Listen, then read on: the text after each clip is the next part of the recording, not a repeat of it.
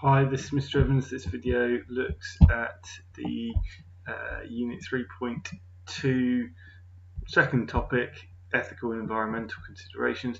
This video is going to look at ethics, and the exam board in the specification here, this is from AQA, they say that ethical behaviour requires businesses to act in ways that stakeholders consider to be both fair and honest. So that's our definition that AQA have given us. When a business behaves in a way that stakeholders consider to be both fair and honest, that would be an ethical business. So we've got our definition there from AQA from the specification. So you also need to know relevant examples of ethical behaviour and the benefits and drawbacks of it. So let's have a look at some examples.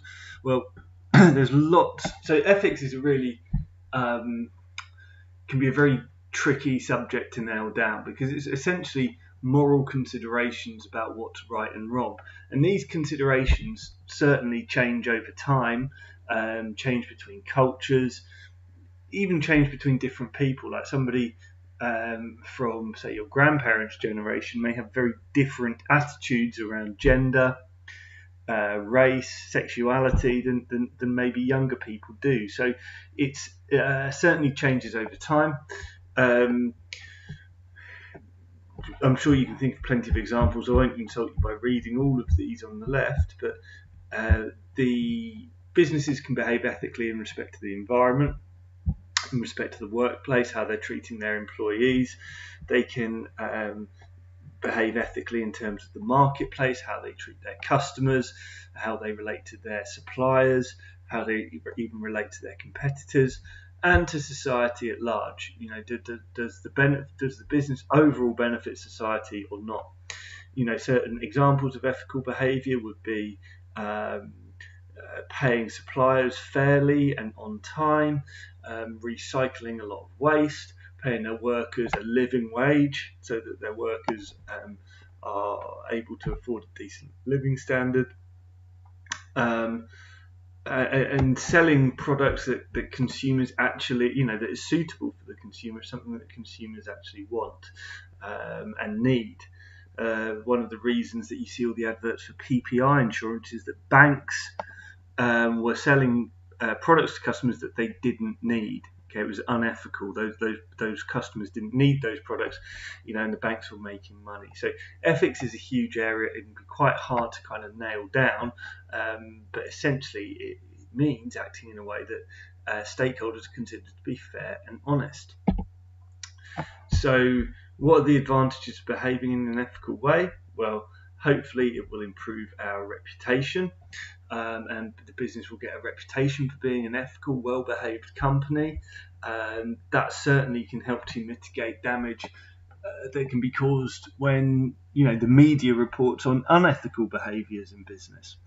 Such businesses might be able to charge a premium price if their customers value ethical behaviour.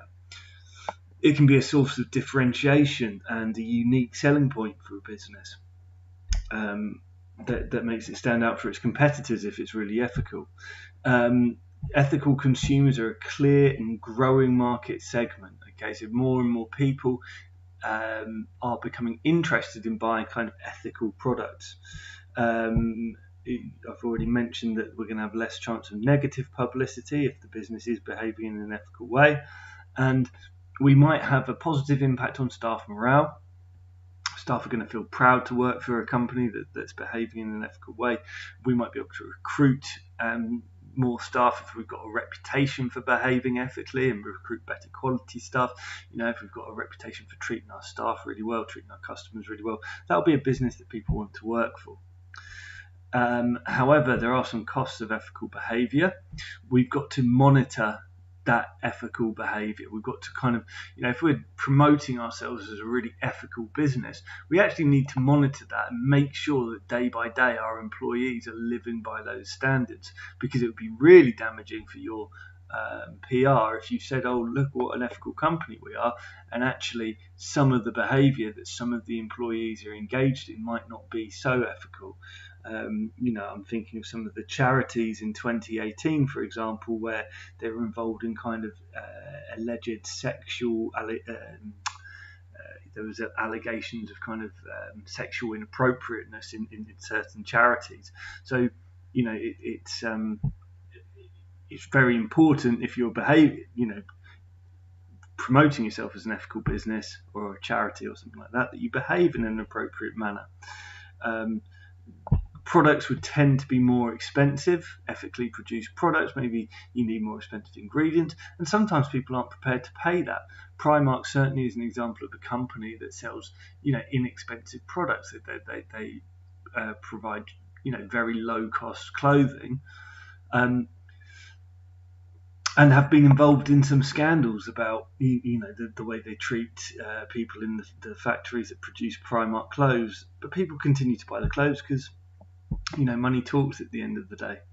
And that group of ethical consumers may only be relatively small in reality. Okay, although it's growing, it's still a relatively small segment of the overall market.